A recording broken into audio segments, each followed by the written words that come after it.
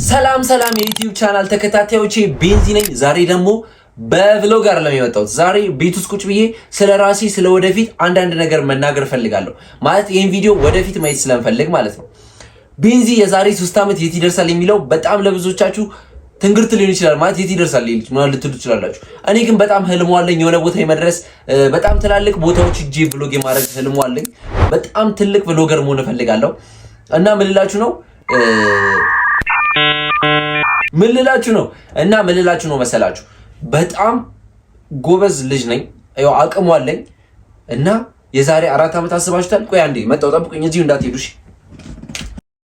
ከፊት ለፊታችሁ ማለት ነው ድቅድቅ ጨለማ ይታየኛል። በሁለት ሰልፊ ስቲክ፣ አንድ ጊምባልና አንድ ሰልፊ ስቲክ፣ ከዛ አንድ ማይክ አለችኝ፣ ታች ስለሆነች ነው ያላመጣኋት በደንብ። በሁለቱ ብቻ ተጀምሮ የት የሚደርስ ዩቲዩብ ቻናል ተብሎ የሚጠበቅ ዩቲዩብ ቻናል በ100 ሺዎች እና በ200 ሺዎች እና በ300 ሺዎች እና በሰው ዲቃላ በማንም ዲቃላ የምበጠበጠው ጥቅም ለሌለው ነገር እና በዚህ ዩቲዩብ ሬንጅ ውስጥ ነው በጣም ራሴ ማስበው። በሚሊዮን ምናምን ነገር ነው ማስበው በዚህ ዩቲዩብ ቻናል ማለት ነው። በጣም ትልቅ ቦታ መድረስ ህልም አለኝ ብዬ ማስብ ሰው ነኝ። እና ፋሚሊ የሚላችሁ ነው መሰላችሁ፣ እስከ ወደፊት ድረስ አብራችሁን ጠብቁ፣ አብራችሁን ሁኑ። በጣም ተስፋ ያለኝ ልጅ ነኝ። እንደምታዩኝ ፊቴ ቀጫጫ ነው ምናምን ቀጫጫ ነኝ።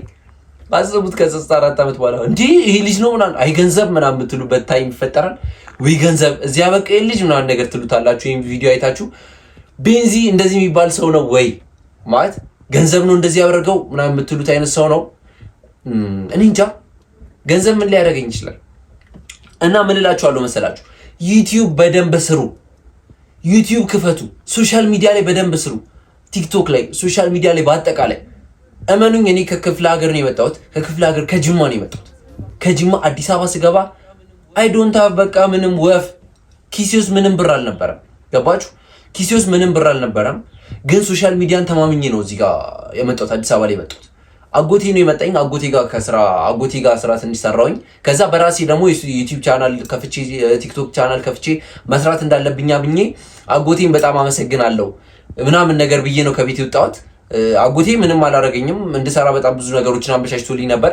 እኔ ግን አጎቴ ፍላጎቱ ከሱ ጋር ሁኜ በቃ የንግድ ስራን እየሰራው እንድቀጥልበት ነው። እኔ ደግሞ ፍላጎቴ ሶሻል ሚዲያ ነው። ሶሻል ሚዲያ ላይ በደንብ ሰርቼ ገባችሁ፣ የራሴ ህልም ስላለኝ ማለት ነው።